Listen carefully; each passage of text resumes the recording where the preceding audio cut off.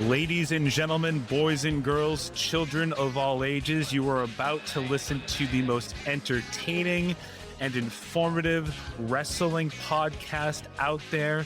That is not a prediction, it is a spoiler, and this is Kayfabe Critics. Ladies and gentlemen, boys and girls, children of all ages, welcome to Kayfabe Critics. It is that time of year, another Big Four PLE. I am Michael Marcangelo, joined alongside by my guy, Hollywood Rayshawn Buchanan, and we are talking about the first ever two-night SummerSlam coming your way this weekend, Saturday the 2nd, Sunday the 3rd, from MetLife Stadium. But before we get into the card and we talk a little bit about WWE's top 25 SummerSlam matches of all time, which is wild. I'm really happy that they created a list that we didn't have to, but I'm going to pick this motherfucker apart. I do want to talk a little bit about the passing of Hulk Hogan, Terry Bollea. And I'd love for you, Ray, because obviously everyone feels a certain way, right? And nowadays, it's really hard to separate the man from the character, whether it's in professional wrestling, whether it's pop music. So would love just to hear your take on the matter, and then we can kind of go from there. So Terry Bollea, the person, the human being, whatever word you want to use, was a less than desirable human being. Like, let me say that, because I'm not sure you'll find too many that will disagree with that statement I just made. But Hulk Hogan, the character, the real American, Thunder in Paradise, No Holds Barred, that guy, Rocky, is the reason, maybe not the sole reason, but is one of the main reasons why we all got into wrestling, right? So it wasn't Sergeant Slaughter. Once again, you have an era that, it was Bruno Sammartino, or it was King Kong Bundy, or, it was Pat Patterson, or it might have been Ric Flair, right? So you have guys that, I get that, right? So I'm with you. But a lot of these guys in this era are not here without the work of Hulk Hogan.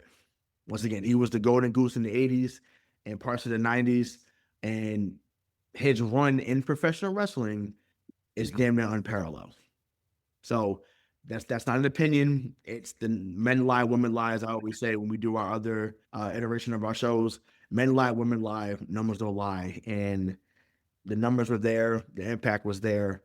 So once again, Terry Bollea, as a person, less than desirable.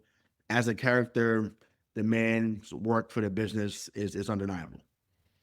Let me just ask you a question. I feel a certain way about this, but given that the majority of the bad things that came out of Terry Bollea from released home videos or home audio, do you think, and I'm just asking, I'm just curious about your opinion, if we'd never heard those things, would you say that Terry Bollea was a great human? Yeah, because we wouldn't have the extra context, right? Because we didn't know much about him, the person. Every time you saw him, he came across charismatic, loved the fans. So that's what I'm saying. So I think when we find out different contexts, it can change your perspective on somebody. As we saw on the last Raw that he was a part of back in January.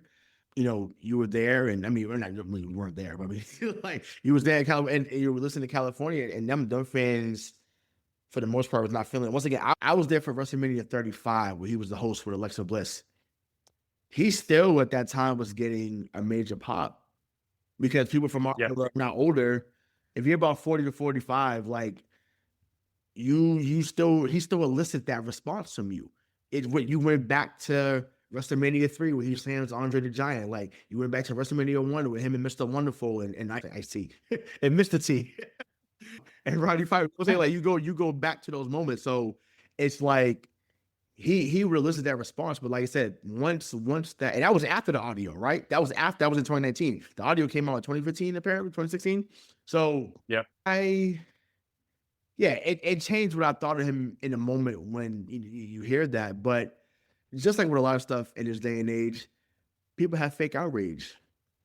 And I may get backlash for this when this comes out, and not that I care, because I fear no one. But my mama, hey mom, it's like we and I say collectively, guys, it's not just a black or white experience. It's not that. It's just a people thing.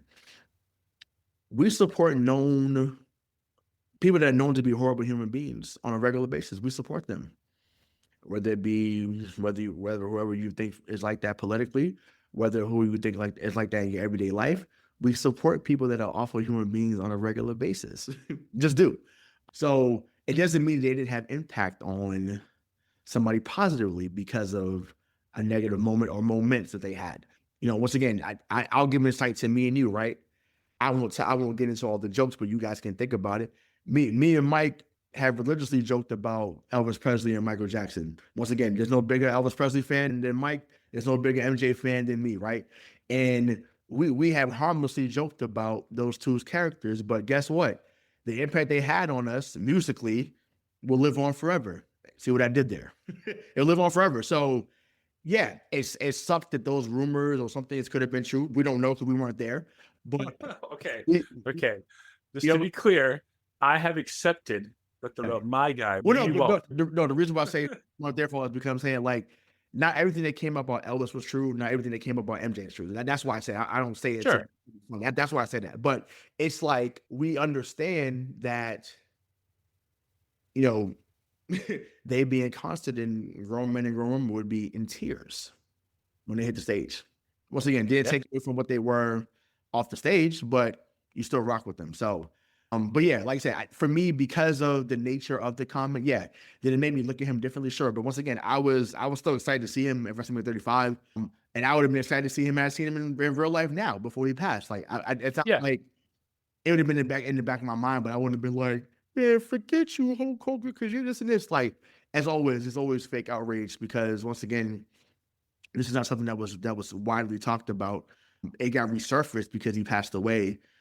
Just like the stuff where, you know, when Kobe passed away too, you know, those that couldn't stand Kobe now all of a sudden it came out of nowhere for something that happened in 03. And it's just like, oh, so this is, you chose to use that. Once again, wrong is wrong. So I'm not going to say it's not, but it's just like, I just feel like we choose to highlight the negatives when our quote unquote heroes die.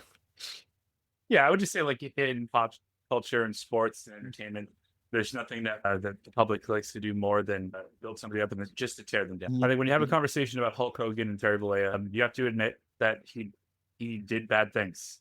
Right. Correct. But he also did good things. And I know one of them cancels the other out. I'm not saying that. The bad things are really bad. But like you see the viral videos of that little kid walked into Hogan's beach stop, right? And promo on him, and he cut the promo back, and he granted Make-A-Wish wishes, right? And he did say and do bad things. Yeah, right. He picked the wrong horse in the presidential race. I'll say that too. Yeah. However, wrestling isn't sports entertainment. WWE is not on Netflix. WWE isn't what it is today without Hulk Hogan. Right. Once again, the movies were terrible. Once again, Thunder in Paradise, awful. No Holds Barred. You know, remember Thunder in Paradise was a television show. Just remember that. Oh, gotcha. Either way, was awful. Mr. Nanny. Even worse. Like that. I mean, God. People thought the game plan was terrible. My God. Mm-hmm. Like Mr. Terrible. You know, No Holds Barred, awful. Rocky, awful. Like so, plenty of stuff where it's just like, what are we doing? But once again, and for some of you that have revisionist history, that's especially those that are wrestling fans. He gave you, until what happened this year, at the time, gave you the greatest heel turn of all time. Yep. You tuned in for Monday Night Nitro. You tuned in for Thursday Night Thunder. You tuned in to Halloween Havoc. You tuned in to Bash at the Beach. You turned it into all that because you wanted to see what the NWO was doing. Yep. Yeah. So, I mean, listen, you know what I'm saying? The moments are there. So, come on. The moments are there. Like we could keep going on and on about this, but I think at the end of the day, we can both agree that he was an icon in this business. For sure. That we both love. And it is weird that he's gone. Now, it hit a lot of people differently. Like when I saw it, I was like, you know, it's just weird that he's not alive anymore. That was like my first thing. But I think you and I, like the Hogan that we actually watched was NWO Hogan. Up until his retirement, like his last match in 06 in WWE, right? Right. We were just young enough where like we weren't like we didn't know the 80s and 90s until we went back and we watched it. Right. But in real time, that was like he was still a guy.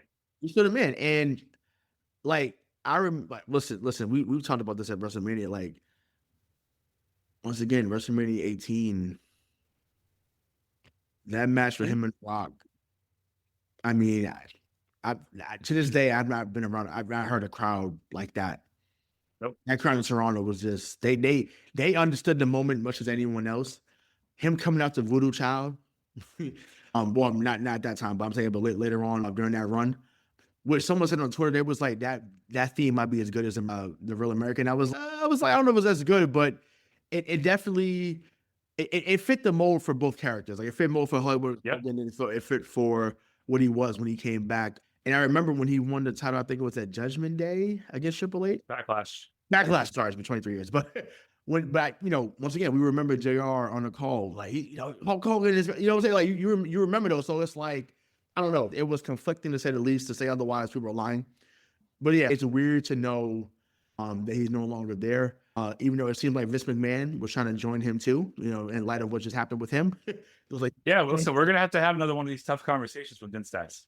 It's tough for Vince. It's different with Vince because the things that he's done is I would argue are more atrocious in his personal life. For sure. Once again, and once again, let's premise that again. Once again, Mike is not saying that it's okay what Hulk Hogan said. So for those listeners, correct, he's downplaying. No, what neither one of us are downplaying what the man said. But yes, what words and not like, to me, words are words, and either they're gonna stick or they're not gonna stick.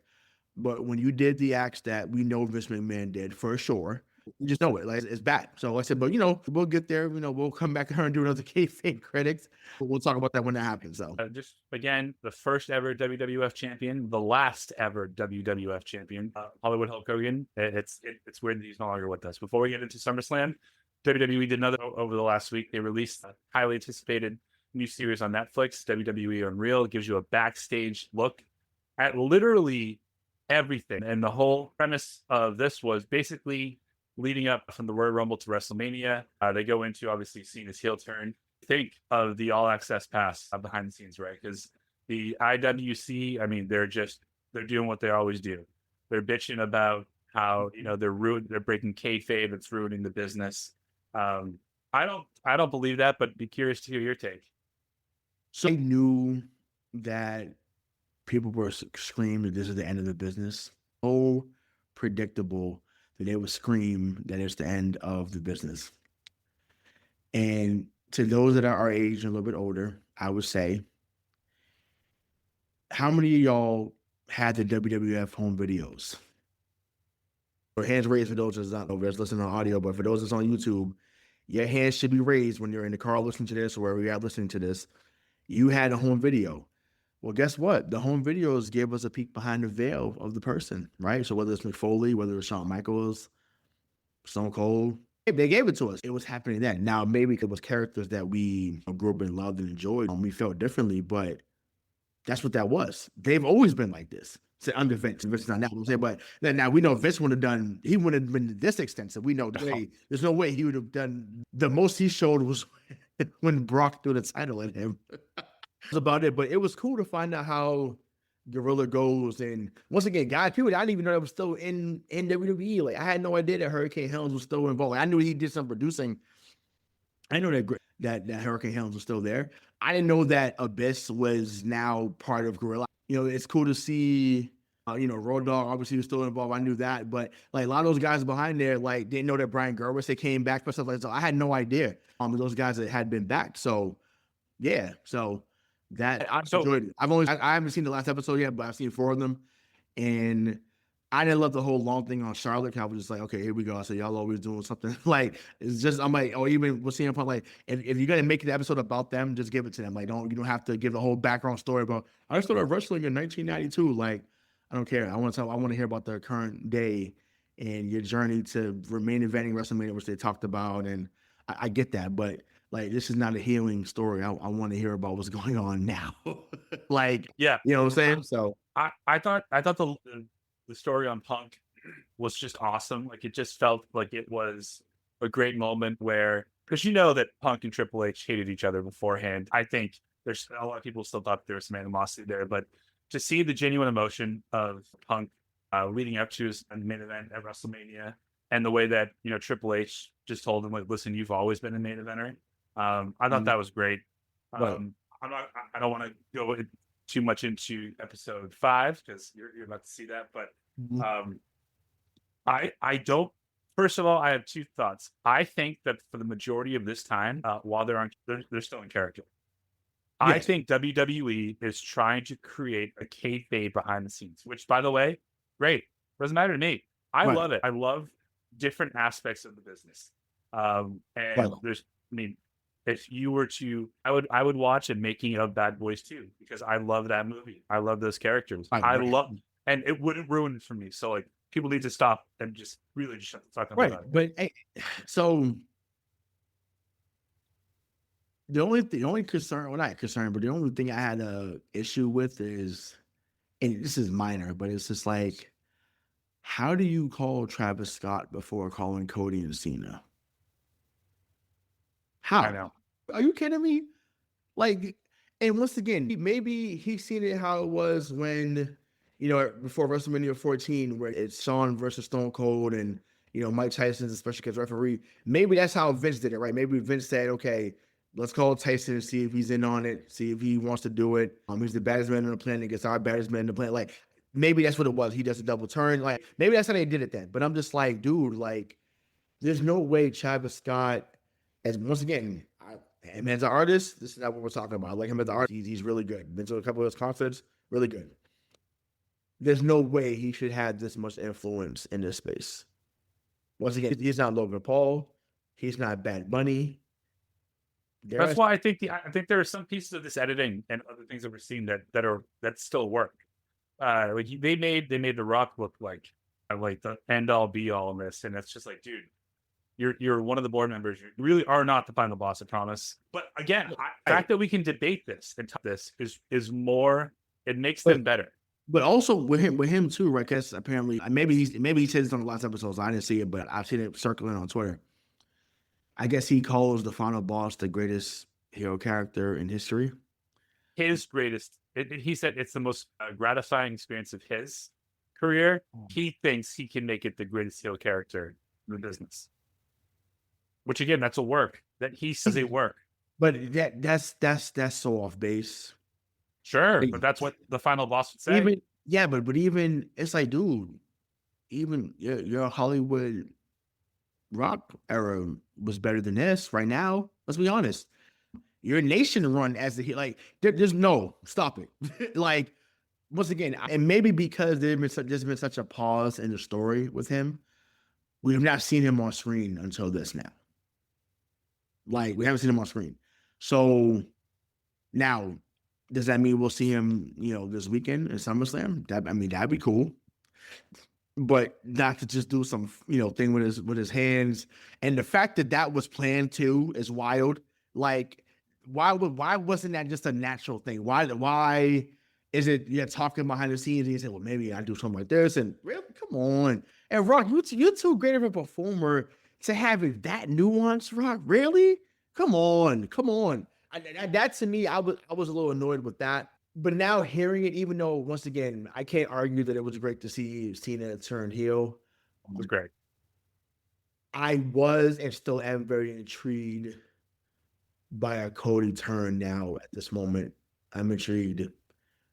Because story-wise, it makes sense. Yeah. There's so many more different ways they could have went, you know, with that. So I think it's coming because I think he did an interview at FanFest in June. Cody talked about this face run's coming to an end. He said it in so many words. So I don't think that he's in the 3rd inning. I think that he's like in the 7th or 8th, and they're gonna pull the plug on this face run because it's been 3 years since he's been back. Yeah, he's become the biggest star in the company, if not outside of Roman. And so it's certainly outside of the biggest star of the company, right? Yeah, So, but I mean, we've seen it on the documentary. There's some that believe that he's the best in the business. I don't blame those who feel that way. Once again, he's been booked tremendously since he's returned, and you'll always remember the torn pectoral at Hell in a Cell. You'll never forget that. You won't forget him winning back-to-back Royal Rumbles. And once again, up to this moment that's going on now, his best moment was hitting the crossroads on Seth back in Battleground years ago. When that Oh, I know. Yeah, you know what I'm saying? I mean, I love that match so much. I watch that match about 200 times a year. Like I just the emotion they told, it was just great. But yeah, I mean, I think that run is coming to an end. But yeah, but like I said, long story short, like, I love that they took the peek behind the veil, and I'm with you. They're absolutely staying in character. Yeah, it was great to see Rhea Ripley talk that much too. It was great. It was awesome. Didn't suck. Yeah, didn't suck at all. She's great. So let's get into it. SummerSlam, for the first time ever, is a 2-night PLE from MetLife Stadium. Looks like they're going to get probably about 48 to 50,000 people in there every night for SummerSlam, which is wild. You're going to have a total attendance of about 100,000, which is, again, you can't say the company isn't hot if they're putting 50,000. Everything they've done. It's okay. Royal Rumble was at Lucas Oil. I was there for that. That was 70,000. I was there for that. So Elimination Chamber was in Toronto. Elimination Chamber, not 40,000, right? Right. So in Toronto, obviously WrestleMania in Vegas 2 nights, crazy. They even did well in St. Louis. Like it's on fire. Like they're on now. They know those for backlash. Like they are on fire. And then they're going to be in Paris. They're going to be in Perth later on. Like they're and then Petco Park for Survivor Series. That's going to be yeah. So let me just make this plea right here before we get into this SummerSlam card. Triple H, Paul, however you like me to address you. Hopefully you're a friend of the show. Someone get this into your ear. Please give us SummerSlam at Fenway. Please. Yeah. Please. That park deserves to have. I'm not advocating for someone to jump off the monster, but somebody might jump off the monster. But the only two I could think of that Kevin Owens. Yeah, KO's one. And then if you brought back Jeff Hardy in WWE, I know he's TNA right now, but that's the only two I could see. I mean, he's 60. He can't be doing that anymore. There's going to be someone else that would want to do it. He's clearly, we talked about it off air, but listen, I'm trying to get to Brown for Glory. I want to see that match with him against the Dudleys in October. I'm trying to get to so and that would be awesome. It'd be cool with Gillette too. Someone jump off the lights. No. Off the lights. There's just something about an epic PLE at Fenway like that. I just think it would look so fucking cool. So please, let's do it. Night 1 of SummerSlam. No particular order. I do think we know what the main event is, so I'll keep that last. We have Sami Zayn versus Karrion Kross. This is putting Sami in a tough spot. Sami is nobody wants to boo him, ever, right? Even when he's a heel, he's only a heel for like a month, and then the crowd starts cheering him because he's just so fucking funny. Right. Karrion Kross, this could be his moment, though. Like, people are building up behind him. I just love everything about this last, 4 months with him. So what do you think about the match? Who do you want to win? Who do you think is going to win? So I think in years past, this would have been a bathroom match. And it's wild to say because I think Sami Zayn is a hell of a performer. We're 2 years removed from people wanting him to win the world title. So, I mean, he main evented WrestleMania day 1. So, let's put that in perspective. The way I felt about LA Knight Rise is how I feel about what's going on with Cross. It's genuine. It's authentic. That promo he cut a few months back after, whatever match that was. And I don't even think it was a match. I think it was just a backstage thing. He went. I think it was after WrestleMania, his hometown, where he wasn't booked. Yeah, he went ballistic on the business as a whole. And turns out that was a work. Right. But I knew that he started to cross over because there's a comedian I follow who he likes wrestling, but he's not he's into it, but he's not like a super fan like how we are. So when he shared Cross's video, it was like, he said, I don't know who this guy is, but I'm into it. I was like, oh yeah, the groundswell is happening. You got it. And the words of Michael Hayes, you have to put him over in this moment. And he should be going for a mid-card title. So whether that's the IC title, whether it's the US title, he proved to y'all that he could do promos. He proved that. Yep. And once again, he was one of the guys in NXT. So guys should not fade into the sunset once they come up to the main roster. Once again, the only one they did that to was Braun Breaker, really. Everyone else is kind of, Carmelo Hayes is just, we'll get into that, but he's just kind of fell into the, he's had some good matches, but you're like, you don't look at him the same as you did. Yeah, but Cross has to go over. That's not to me. That's not debatable. He has to go over. Wholeheartedly agree, and that's not a slight on Sammy, but the time is now for for sure. Karrion Kross. Yeah. All right. So speaking of celebrities, Randy Orton and Jelly Roll take on Drew McIntyre and Logan Paul. Jelly Roll is going to be making his in-ring debut. He's lost over 200 pounds in the last year and a half. He did say on Stephanie McMahon's podcast that when he walks up for SummerSlam in 2025, it will be the first time that he's under 300 pounds since middle school. What do we think? Because I do think he's taking therapy though. He's taking it seriously. You can tell. Yeah, he moved to Florida. He's been in PC every day. I mean, Drew McIntyre, he went out of his way to say it looks like he's taking it seriously, unlike the piece of shit Travis Scott. So I think that's real. No, you can tell he doesn't mix words for real. Like shoot, work, whatever you want to use. Like he just says what he wants. He's going to say what he feels. And once again, he's 6'2", 280. Who's going to say something, right? So I think this will be better than people think. Once again, I kind of saw this coming though, because I was there in Cleveland last year. He opened last year. And the choke slam. Right. And the crowd went crazy in Cleveland for him. It went crazy. And I'm like, oh, like I really rock with him. And then he came to TD Garden and it was so I was like, oh, like, he's a big deal to people. He's a big deal. So saw this coming. It looks like he knows how to sell and do the choke slam really well because he's done it a few times. And the Boss Man Slam. I love that he did that on SmackDown. Yeah. And once again, he's built like Boss Man. Yeah, you know what I'm saying? He's built like Earthquake, but right.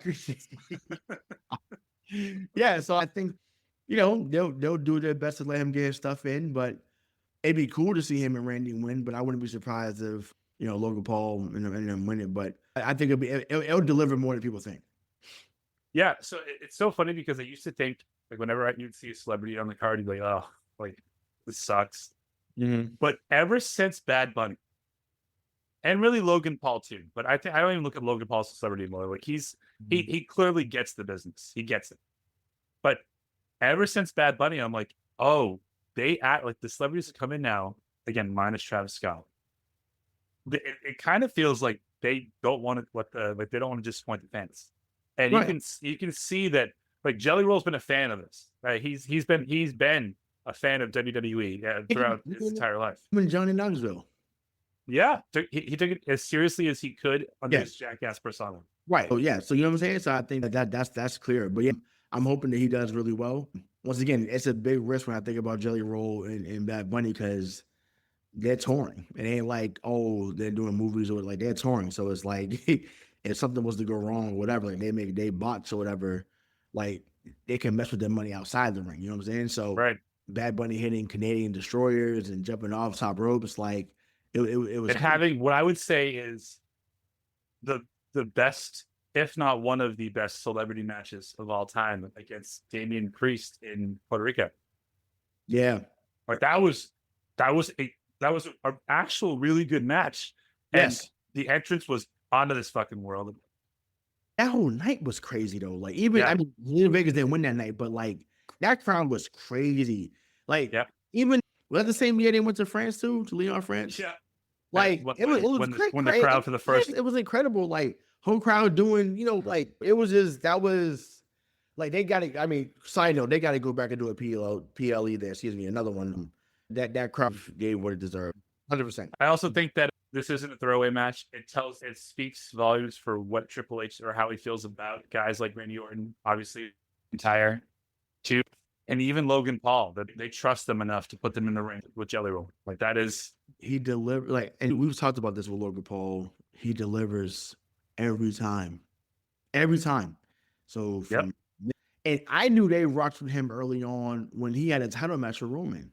I think a Crown Jewel. I think it was a Crown Jewel. Yeah, in Saudi, and then he did like the whole the TikTok while he did the elbow of the frog splash. Crazy. I don't like he just gets it. He gets it. And I said he can never be a face, ever, because he's got the great body. He looks good. Like so, you can and he's just a douchebag. So he can never be a heel, but never be a face. But yeah, I'm excited to see how Jelly Roll does. So It won't be no more than a 5-minute match probably at that. But I think that I think it's gonna be. I think it's gonna be about a 10-minute match. I mean, there's only 6 matches each night, and each the yeah, 3 hours. So I honestly, I think Drew and Logan are gonna win, but yes. it doesn't matter to me. Like that, neither one gets hurt.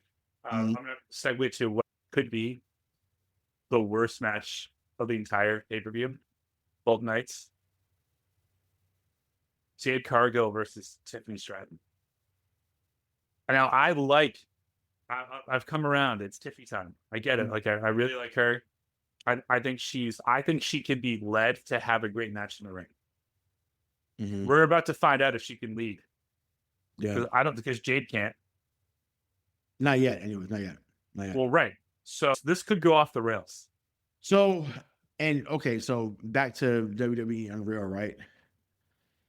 If she does what Hunter told her to do, it will go well. If she slows down, because she's so physically gifted. Talk about Jade. Really, both of them are, but Jade is head and shoulders above most of the women athletes in the locker room. Like that's just what it is. Like the girl just came out. It's like someone just had a block of ice and she just came out. Like it's crazy. She has to just breathe while you're out there. And then, like they always say in that business, less is more. Because Rhea was talking about it too. Less is more. Like we know you can dominate Tiffy any given time. We know this, but you have to tell a story in there. And yes, it's great. I love that she won Queen of the Ring. Like, love that. I think that was dope. But well deserved. And once again, they give you every push possible, Jade. They're giving it to you. Once again, they created great storylines with you. I think eventually they'll get a match with her and Naomi, or her. I'm not her and Naomi, which actually was a good match at Evolution, but I'm like her and Bianca down the line as well. Like, I think get to that feud eventually. So maybe for next year at 42. But yeah, I'm excited to see what Tiffy does. Once again, they're putting the ball in her court too. Like, hey, let's see if you can actually deliver here. Because once again, she's grown immensely. Talk about Tiffany Stratton. So now let's see if she can do that. But yeah, it'll be the worst by. Well, I actually don't think this will be the worst match. I'll get to what I think the worst will be. Well, it could be. Yeah, it could be. I don't think it will be, but it has the potential, like you said. It's one of the two for me, because there's another one we'll talk about that I think it's not going to be good. We also have Braun Breaker and Bronson Reed taking on the one, the only, the Tribal Chief, Roman Reigns, and the former World Heavyweight Champion, Jey Uso. So I think, like, for me, this is a weird spot for Roman to be in. It does feel like he's kind of like in this like ubiquitous territory for the first time, where he's not the champion, doesn't have Paul, doesn't have the bloodline. I want to make sure that they keep him relevant. But I think this match should be just pure chaos. I'm excited for it. And Roman and Jay actually need to win this. I believe it, because Jay's coming off that loss to Gunther. Roman was pinned at WrestleMania. I mean, he's lost. He didn't pin the last 2 WrestleManias. Shoulders to that 1, 2, 3. So we need to see him win a high profile match again. But I'm actually looking forward to this. Yeah, as much as I love Roman and Jay, I actually feel the other way. I feel like if you're gonna make Braun and Bronson Reed, if you're gonna establish them, they have to go over, because if they're going to grow as a faction under Seth. So, I'm still wondering why they haven't been called the Revolution yet. I don't understand. That group should be called Revolution, and like I don't understand why they haven't gone to that yet. Maybe because Seth is out, but that should have been something where, like, that to me is a no-brainer. Like, this is the Revolution. What was the name of that group that debuted during like the COVID era, like where the lights went out and they tore apart like the PC and everything, and then like Seth Rollins? No, but remember it was like an anarchy. Retribution. Yeah, okay. Yeah, Retribution. Did well. Could have. And once again, I liked Ali, but him as a leader, it's like, I don't know. But anyway, I understand that reasoning behind that. But to me, I feel like if you're gonna continue to build up new stars, right? Because once again, yes, Jay. Once again, I have plenty of videos of me yelling about to Jey Uso's team, and when he's won, like I'm on the bandwagon for sure. I love Roman too. Like, I have plenty of videos of him, even when he was the big dog. Like I rock with Roman, but they're super established. You have to, if you're going to continue to establish new stars, you do it here, and you put Breaker and Reed over in this moment. and keep it. Just don't let Okay, then don't. Yeah, let Jay get pinned. Whatever. Yeah, that's fine. Let Jay eat it. Okay. Raquel Rodriguez and Roxanne Perez, the Judgment Day-ish, take on Charlotte Flair and Alexa Bliss for the World Women's Tag Team Championship. To see Charlotte get cheered in the way that she has been getting cheered, it's weird. That shows you how much people love Alexa Bliss, And I love Roxanne Perez, and Raquel Rodriguez has grown on me too. So I hope this match doesn't suck. But I do think you got to have Charlotte. Even though I'm not the biggest fan, she's proven to always be able to carry whoever she's moving with. But I think we had the conversation about Raquel Rodriguez. Because remember when I wasn't. I was out, bro. But I seen that was like when they did the Dusty Rose Classic in NXT. I was like, oh, like who is this girl? Because she was powerful. She can move really well. And ironically, I was like, she slams people like Braun Strowman later on. They were together, so that makes sense. So, but I was just like, I know not now, but they were at the time. So I'm just like, wow, like I said, this girl can go. So yeah, she wasn't great, or she's still not great on the mic, but now she's starting to move like a big person. Now she's starting to move like one, and she's been slower in the ring, and she's had more impact. So now I'm like, oh, okay, like now you're getting back to what you were. And maybe because she's more healthy, right? Because I know she has some health issues too. And she's talking about things on Insight with Chris Van Vliet. So like, I get that. Like, I hope that she continues to get better in the ring, because I saw it early on with the Dusty. I was like, yeah, like she has it. It's just a matter of can she sustain that level? Excuse me. But I say that to say we're looking at new tag team champions come Saturday night, like 5 Feet of Fury. Like, but she had one of the best runs of any women's wrestler in 2018. Like that girl was on fire. Yep. That was there at 34 against Nia Jax, and even as the heel, she was getting cheered more than any other women's match. So when she's on, she's one of the best in the business. I'm talking about Alexa Bliss, and yeah, I think just to me that I don't think we've seen a match between her and Charlotte, so they should win, and then they'll lose it down the line. Maybe because of Alyssa. Charlotte goes back to being the heel. Alexa's the face. They definitely had matches on SmackDown years ago. I never.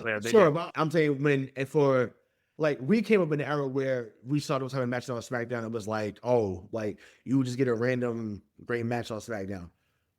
Right. More than Raw, even at that time. But for a PLE, for a championship, we haven't seen that. So I feel like that's where they can go with that and maybe tell a different story. So I do like credit to Charlotte and Alexa, because it takes a lot for these current fans to go from hating someone so viscerally, which they did hate Charlotte. I mean, they hated her so much that they threw her off in the ring, which doesn't happen. Like, say what you want about her. I've always been someone that said I'm sick and tired of seeing her, but I think she loves the business. She's great at it. Always seen her. Yeah, she loves it. But I also want to give them credit for keeping up the Judgment Day storyline too. Like Dom, I love the fact that Dom is going to be a guy that goes from Rhea Ripley to Liv Morgan to Roxanne Perez, and everybody hates him. But shout out to her, to Roxanne Perez. She is fitting seamlessly in that group. Yeah, she's so good. Like she's so good.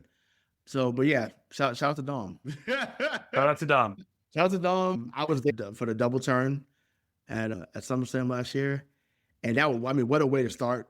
That was the opening match last year. It was just like, wow, like really, like and it's like the crowd. It's like it's coming, but it's just like, you had an idea it was coming, but like to see it, you was like, wow, right? How we doing? This how you doing, Dirty Dom? This how we getting down? So yeah, I ain't mad at him. Love it. And so to close out night one, I think that this is the first night that we're going to get, a big surprise. We have versus the voice of the voiceless, the best in the world, CM Punk, for the World Heavyweight Championship. It would be the first time that Punk would win a World Heavyweight Championship since 2010. He was WWE champion in 2011 and 2011. Yes. Yeah. Okay. Right. Got you. Right. Yeah. Right. Yep. Listen, I love Gunther. I do. Here's what I need to happen in this match. I need CM Punk to beat Gunther. Mm-hmm. I need his hand to be raised. I need Gunther to attack him or choke or powerbomb him and choke him out. And then I need to hear Seth Rollins music and him cash in Money in the Bank and say, I told you I would never let you be a champion for as long as I'm drawing breath, and take it right away from him. I need it. I feel like The Rock, like, that's fucking genius. I didn't even think that far because I've been waiting for CM Punk to win a championship. Like, I've been waiting as it happens as he came back. But damn, that trumps anything I could have thought of. That's yeah. And hey, honestly, Bubba Ray, I think is on the same line as you. I think he's thinking because they said Bubba Ray was on, what's the show he does with Mark Henry? Busted Open? Yeah, I think, yeah.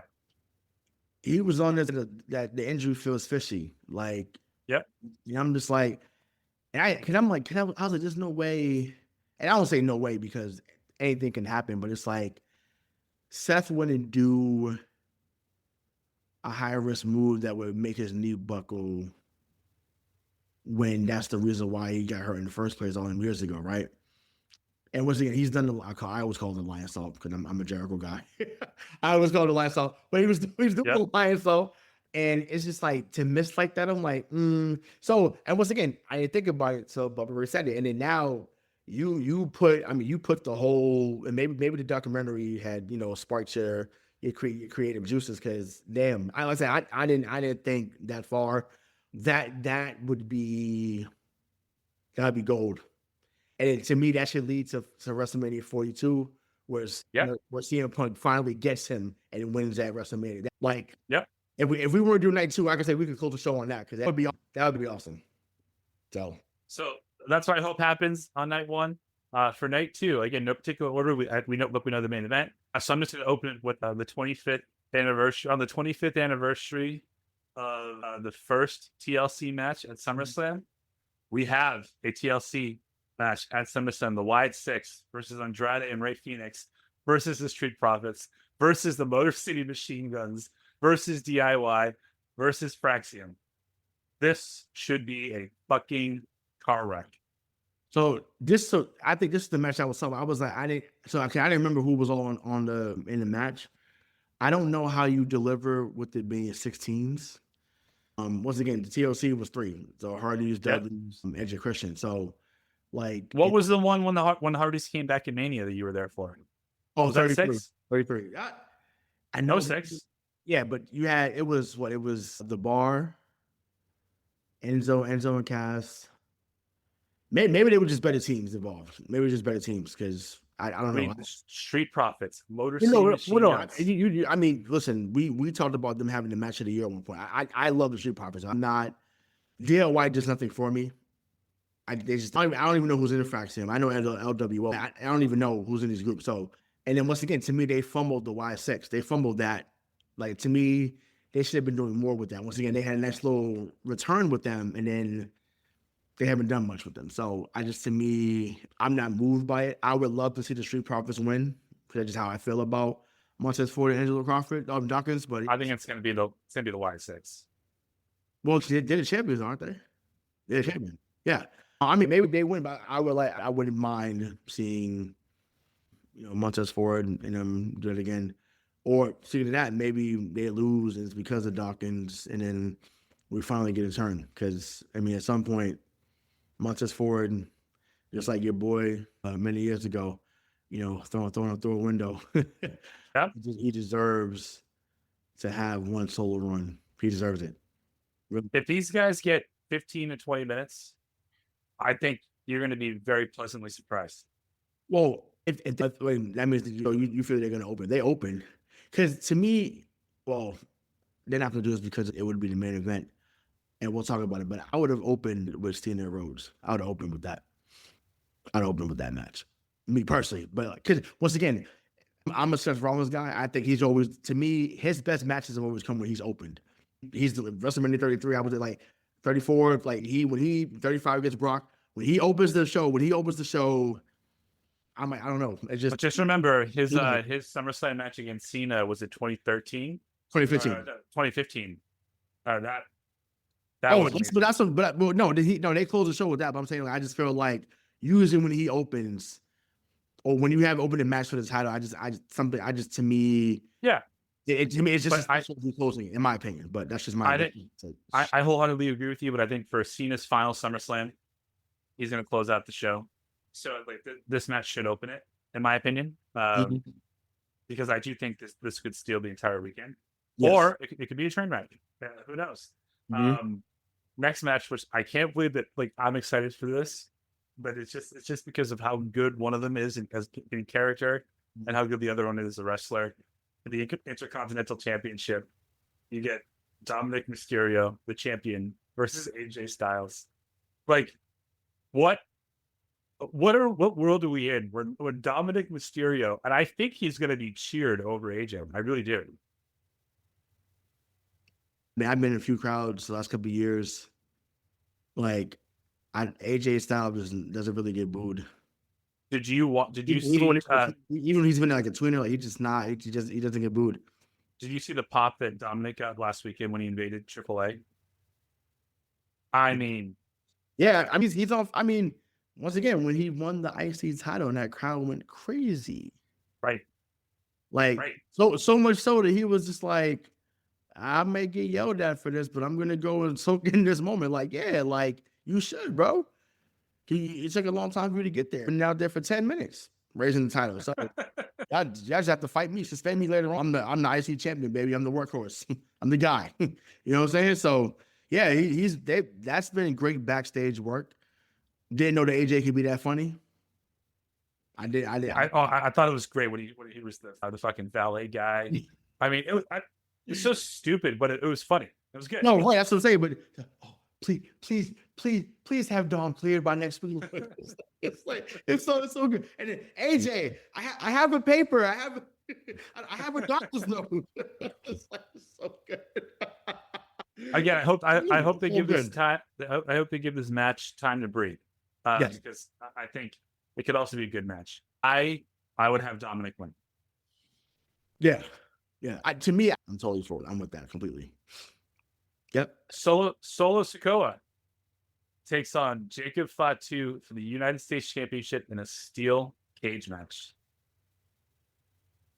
So Jacob Fatu is going to do something stupid. Christopher Daniels moonsault off the top of the cage, and I'm gonna lose my mind. Before I get back into him, the transformation that Solo has had is unbelievable. So good on the mic. Yeah, from talking, and it's and this is where it just goes back to how you really do have to wait your turn, because it's like, yo, to know that was in the bloodline and you never let him talk ever outside of like with the spike, like, that's all he was allowed to say. That's it. And then he becomes the de facto leader, starts to, kind of, and then he taps into this comedic side. If there's anyone in the family that's close to The Rock, it's him. It's him. It's not Jay. I like Jay. It's not Jimmy. It's not Roman. It's him.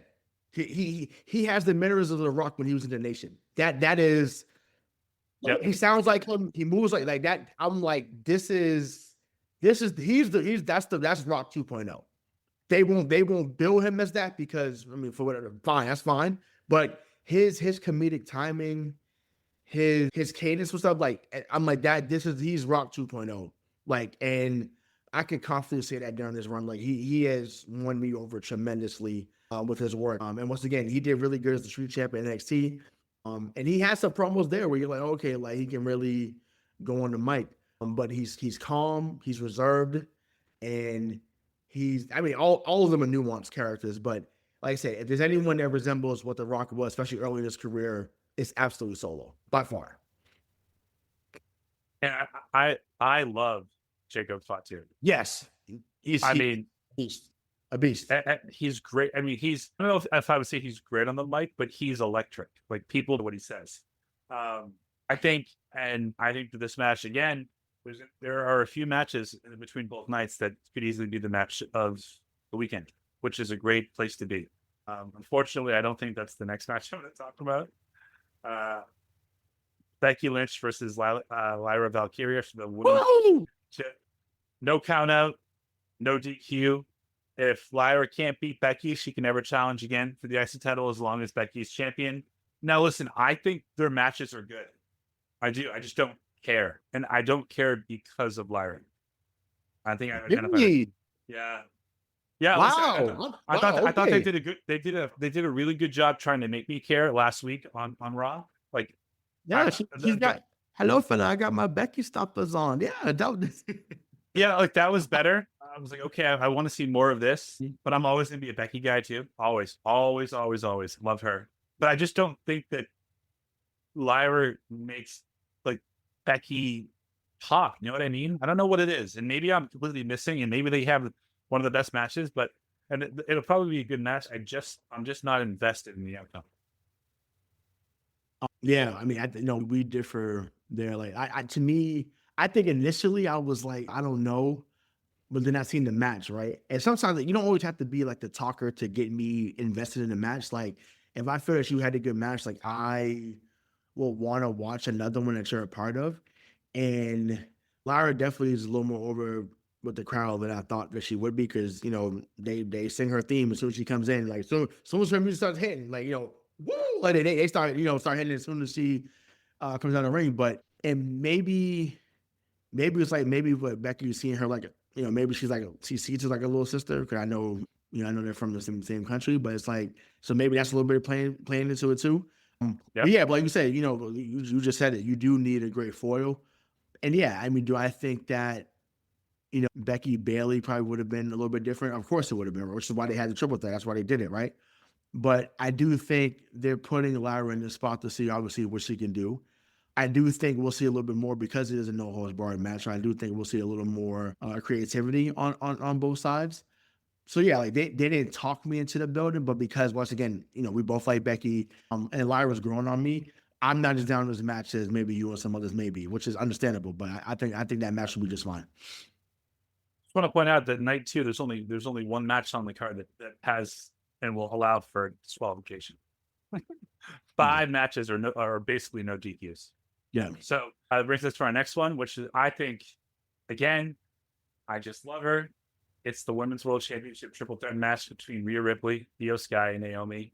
Naomi's done a wonderful job over the last 6 months with her character. I still feel like it's an homage to Owen Hart with the gear and the caution tape, so I love it. But you put Rhea Ripley in the ring and with Io Sky and anybody else, even if they're not good, and Naomi is very good in the ring. This could. They have to live up to the triple threat match that 2 of these 3 ran at WrestleMania, and I think even an Evolution too. I know, it's great. Every time they're in the ring, they're great. So, I was waiting for this. Like, this will be the match of the weekend. You think? Yeah. Once again, we're investing in some other stories more. Don't get me wrong. We're investing in some other stories possibly more. But match-wise, it's the match of the weekend. Hands down. Credit to Io, because she came. But that's what I'm saying. Yeah, she's looking so Jeans of the Skylar. She's hey, killing it. So I think that's the match of the weekend. Once again, like you said, the work that Naomi's done. Once again, that proceed with caution tagline is caught on with the crowd. They're in it, and yeah, she's done great work. And I was there when she won her other world title at WrestleMania 33. Orlando. So she's come a long way since then. Long way. And yeah, so Io and Rhea better proceed with caution, but I think that Io goes over. I don't want Naomi to lose, so I'm going to pick Naomi. But I do think. I don't want to lose either, but I think that they're gonna put the title back on Io. I don't want anyone in this match to lose, because I inexplicably I just love Io Sky, and she's one of the rare people that doesn't need to talk in order for me to care about her. That's it. But her matches. That's what I'm saying. Her matches are that good. Always. Which is why Damage Control works so well, because her, Bailey, like, once again, we've said this on the show. We'll say it again right now. Because it was the same weekend 10 years ago, probably a little bit later than this, but 10 years ago, same weekend. Bailey was one half of the greatest women's match I've ever seen. I don't know Her and Sasha as team I take know. 15, but I and other matches that happened there, I'm like, wow. I just once again from the storytelling, the ending of that, like to me, I still have not seen a better women's match than that yet. Once again, we may get there, but I think you need to go back and watch the Triple Threat from Mania this past year again. It holds up. I mean, I think Bayley Sasha is the gold standard. It will always be number one. Mm-hmm. I think what we saw between Rhea, Bianca, and Io from Mania this year. Totally fine with putting that number 2 because I always had Trish Lita. I always had Trish and Lita up there too, because just mostly out of respect. Yep. But yeah, I'm totally fine with them being number 2 in that regard all time. But yeah, like I said, just the story they told. Once again, I watch that match 4 to 5 times a year. So it's great. Know what's gonna happen. Know she's gonna stomp her hand. Know it's gonna end with the belly to belly. Like it's just, coming with the car. It was dope. Like just the presentation, the storytelling, like just everything from top to bottom was just A1. So it's hard for something to top that in my mind. But like I said, you said that triple threat at WrestleMania, phenomenal. With Evolution 2, phenomenal. And yeah, I think to me, this should be the match of the weekend on both cards. Love that. That's a hot take. I love it. Side note, Mercedes, please come back. Please. Well, she told someone's ugly ass to go watch AEW. Just come back. Which brings us 8 belts. Mercedes, crazy. I love her. I want her to succeed. I just want her back to WWE. Yeah. But Triple H running it, they should make that happen. All right. For the final time, this is the last time that you'll be able to see the never seen 17 world champion John Cena take on Cody Rhodes in a street fight for the undisputed WWE title.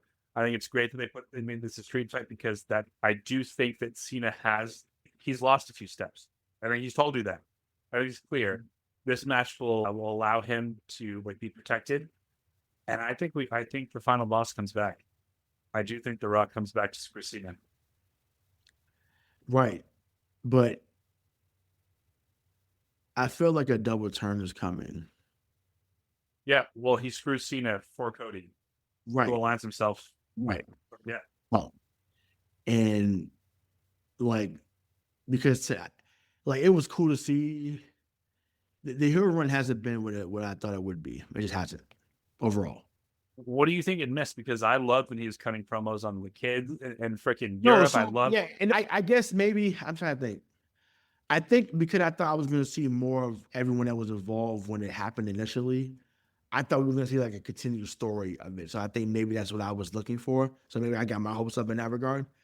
But yeah, no, it was the promo he cut with Randy when he was like, "You want to know why I don't have kids, Randy? It's because for the last 25 years, I've been raising all of you." And that's beautiful. That's a beautiful line, and probably something he's been holding on to, right? That was real for him, probably. You know what I'm saying? So he's one of those guys that he's not saying unless he feels it, and he felt that, so that's why he said it. You know what I'm saying? So he's always been. He's probably the best on the mic that I've seen, though. Like I can with him about the end, I can say that about him. He's the best that I've seen on the mic. There wasn't a place that he couldn't go on the mic. There's no one that he couldn't go toe for toe with. Once again, when you make The Rock fold on air, well, it's because he broke a rule. But yeah, I'm with you. But yeah, but even even the week before that happened, when he went, when John Cena's going old school. When he came out in Cleveland and did that, oh my God, he's like right now he's like Miami fried rice, Miami fried chicken, something like that. I was like, dude, like that. I was like, yeah, I'll say he's just different. He's just different when he wants to be, and that was a lot for the PG era then because it was like, oh, I can't believe he went back and said all that, but yeah, but like he's the best in that regard. But yeah, maybe we see the double turn, maybe we see The Rock come back and do all that. That'd be cool. And then, or the alternative is that Cena, I mean, is there any way that you think Cena walks out of MetLife with the championship? Yeah, because he wants to ruin wrestling, so yeah. No, yeah, but do you think he does? Because if he doesn't lose now, he's probably not going to lose until his last match, right? Well, yeah, I mean, the tradition is you go on your back. My thing is, who's the final opponent going to be though? Because don't to see for me, because I was there for it when it happened. Well, no, was it? No. Oh, was I there? Was it there for Kurt Angle's final match? Yeah, that was 35. Yeah, I was. And the fact that it was Baron Corbin, I don't mean to give you a straight, brother, because you were an excellent performer. That's not my beef. But it was underwhelming for those that grew up watching Kurt Angle. To be you. I'm sorry. I'm sorry. So it can't be some mid-card guy that he ends his career against. Like my shot in the dark would be that Adam Copeland's contract expires in October for AEW. So he comes back to have the last match against Cena in his hometown, which I would love that because we'd be there. We'd be the rated R superstar. You can put him through a table. Or I think it's put him through a table. I think it's got there. He retired Goldberg. He'll retire Cena in the same year. So he becomes a new legend killer. Love it. I mean, great. That'd be great. I'd rather Edge just for nostalgic purposes, but yeah, if it's Gunther, why not? I mean, they already did the match, but it would have been fitting for it to be CM Punk too. It'd have been fitting. And listen, they had a great match. They did. Once again, but you say this all the time. You're only as good as your foil. Those two could not lock up for 12 years. They just proved it, and they could just step in again. And just great. 2011 all over again. Right, great chemistry there, and I was like, okay, that's awesome. But I just brought up his name, but I do think if you do save it as Cena versus Edge, right? Say if that's the case, right? If it Cope, and Cope comes back, stupid, right? It's insane, but whatever. Ricky Starks was right, or Ricky Sage now. You did lose your edge, brother. But I thought that was a funny line at the time. But if it is Cena versus Edge, the special guest referee should be the guy that he had ruthless aggression for, and that Kurt Angle. Kurt Angle should be the special guest referee for that match, for that final match. Love it. I would be there. I think Kurt Angle as the special guest referee, he would be perfect. And so let's get this back on track. We both have Cody Rhodes winning. Yep. All right, strapped for time, but I do want to cover this. WWE released their own 25 greatest matches in SummerSlam history.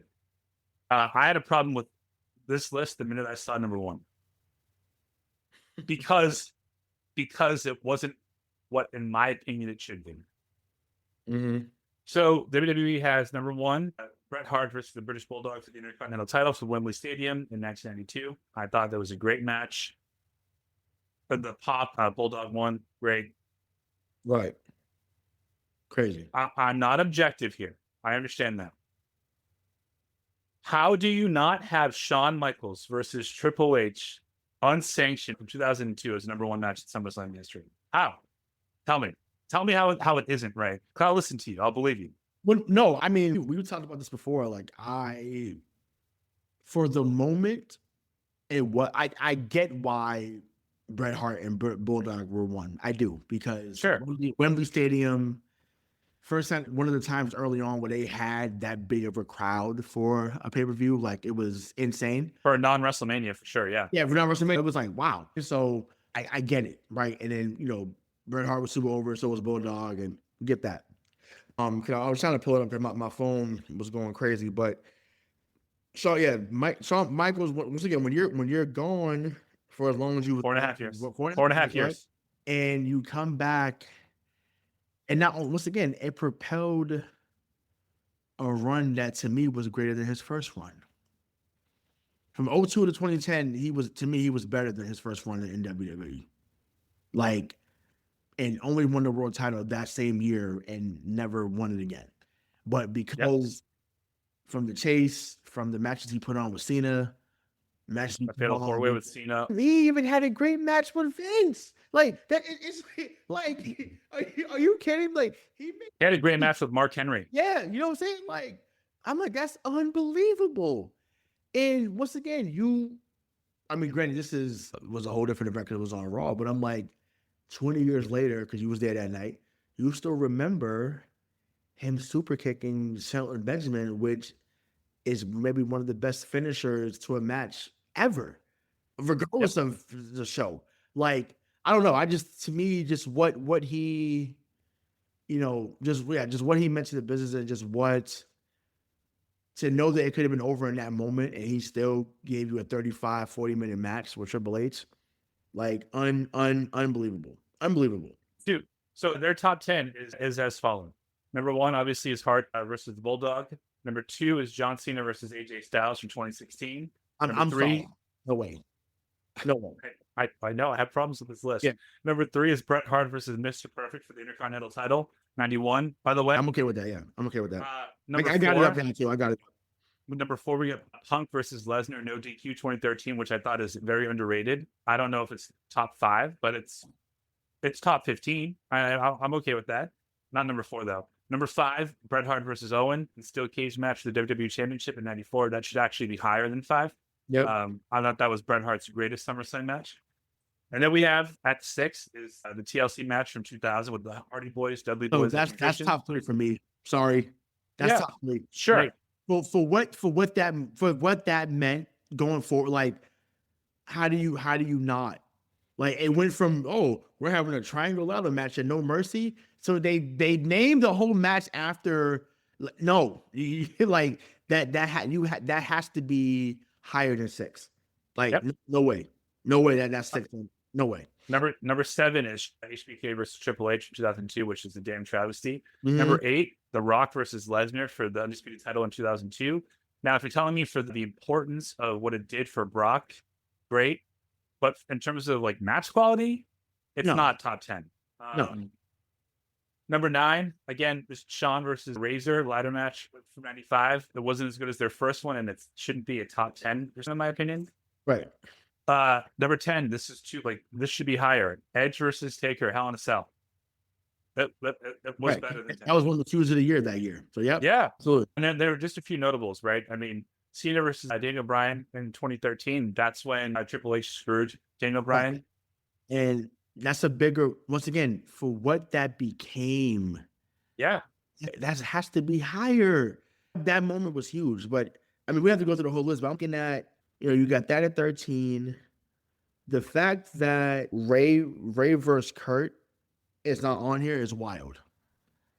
Right. From that same SummerSlam. And that opened that pay-per-view. What? Rey Mysterio versus Kurt, that was a phenomenal opener match. So that to me disqualified to 2. I'm sorry. Randy Orton versus Christian, that should not be on his list. I'm sorry. Oh, from 2011? I thought it was great. It was a great match, but are you telling me that match was better than Kurt Angle and Rey Mysterio? No, and it also wasn't better than Orton that right there, I'm like, that's no way. So it also wasn't better than when Randy Orton became the youngest. Right, exactly. So it's like, even with it, I'm looking at, okay, once again, think about what is set up. So the fact that they got Bret Hart versus Taker at 23, I'm like, I know it's revisionist history, and we have YouTube and Netflix and WWE Network and Peacock. I get it. But for what that set up with Shawn Michaels as the special, how is that not higher on the list when you know what that became after that? That set up the craziest moment in wrestling history. Yep. Are you kidding? Like, it's wild. I'm actually surprised the Cody Rhodes and Brock match made it there. I was there for that in Detroit. That was awesome. It was a great. It was awesome. It was a passing of the torch, so to speak. Yep. That we didn't know it was going to be passing of the torch because of how Brock responded. But folks were legit terrified in the crowd that he was going to do something back to Cody. So like that was legit fear. I think his eyes like he was like, "Don't slam Cody." For what it's worth, Austin versus Angle for the championship in 2001 is definitely higher than 17. I don't know if I understand that.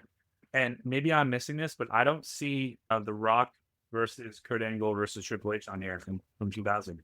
The night when Kurt got the concussion, when the Triple H had a good table, didn't break. But that's the problem with a list like this, is there are so many. They got a lot of matches right. So be clear, they got a lot of matches. Just not the order. Not necessarily the order of it, but I'm saying, but like they got a lot of matches. Sure. But like I said, any SummerSlam list that doesn't have Kurt Angle versus Rey Mysterio is comedy.